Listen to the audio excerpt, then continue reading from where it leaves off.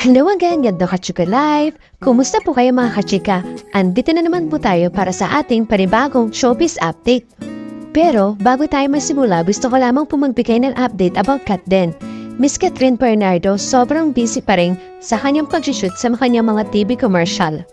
Tala, ang gwapong endorser ng Vivo ay nag-launch nga po ng newest Vivo V50 5G. Makikita natin ng time na po yon is napakagwapo nga po ni Mr. Alden Rick. Samantala, dumako naman po tayo sa ibang showbiz update. Sa kabila ng screenshot issue nila Mr. Anthony Gineng at Jamela Jam Villanueva, bet pa rin ng Netflix itong si Miss Marvis Racal. Ngayong February 20, 2025, number 1 ang Social Climbers nina Anthony sa top 10 movies in the Philippines. Ang Social Climbers ay dinirect nga ni Jason Paul Laksamana. Nasa cast din ito sina Ricky Dabao, Carmi Bartingena, Cheska Inigo, Marisa Sanchez, Raquel Pareño, Ram Arambolo, Shaina Gomez, John Silverio, Marnie Lapus, Ensign Ronaldo, Raul Montanes at MFF 2024 Best Supporting Actress Kake Teodora.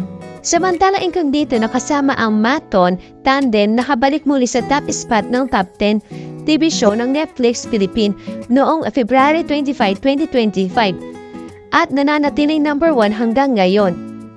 Yes po, number 1 Maton movie, number 1 din ang TV series na bida sina along with Daniel Padilla, Richard Gutierrez, Baron Gessler, Ian Veneracion at Kayla Estrada. May 2 pang pelikulang Pinoy sa lista ng top 10 movies ng Netflix Philippines sa huling araw ng Pebrero 2025. Nasa ika-5 pwesto ang Hello Love Again ni na Miss Catherine Bernardo at nasa sa 10 pwesto ang Balota ni Miss Marian Rivera. Ang top 10 movies in the Philippines today ng Netflix, Social Climbers, Venom The Last Dance, Demon City, The Super Maria Bros. Movies, Hello Love Again, number 5, Sumala, number 6, Dominion of Darkness, A Happy Love Story, Kick-Ass 2, Balota, number 10. Ngunit maraming netizen ang nadismaya. May nagdasasabing parang hindi alam kung paano tatapusin ang pelikula. Na kaya nag-kissing scene na lang po ng sobra sina Mr. Anthony Gineng at Maris Racal ng bonggong-bongga. Mabuti na nga lang daw po at magaling daw ang dalawang ito, pero si Anthony ang pinakamaligdaning sa kanilang lahat. Baganda ang role ni Ricky Dabao kaya na-miss tuloy siya na manunood at ipapang pelikula. Sana more movies pa para kay Direk Ricky. Samantala sa Incognito naman, gumaganda ang susunod na episode ng Incognito, kaya siguro bumalik na naman ito sa number 1. Mas nakaka-tense ang mga susunod na tagpo kung saan bagong challenge na naman ito sa grupo na Incognito ni na Ian Berenarcion.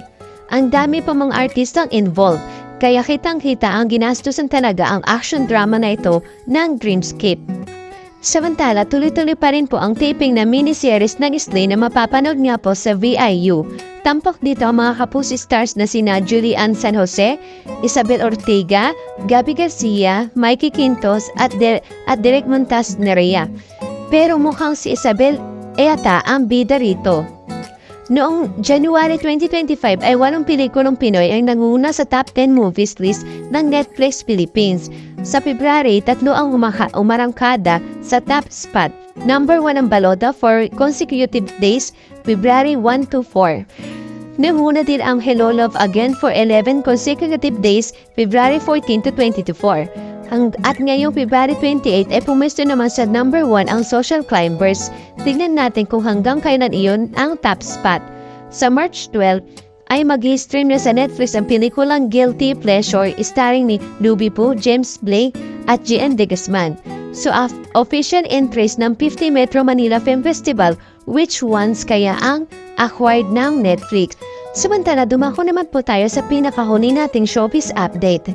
Ito nga pong si Bian Mariano na papabalitang may bagong pelikula na gagawin at ididirect po ni Miss Cathy Garcia Sampana. Parami nga pong netizen ang na-excite at ito nga pong si Miss Cathy Garcia ang direktor din ng pelikula ni na Mr. Alden Richard at Miss Catherine Bernardo na Hello Love Goodbye at Hello Love Good Again.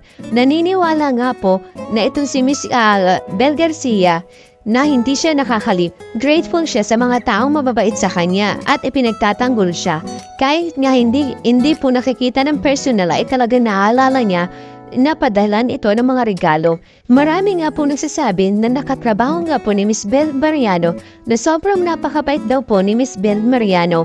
Hindi lang talaga raw ito maganda, kundi talented din na napatunayan niya ng sa mga ginawa niyang proyekto na kahit maiksi nga lang ang role niya sa Incognito, talagang napansin naman ang acting niya doon.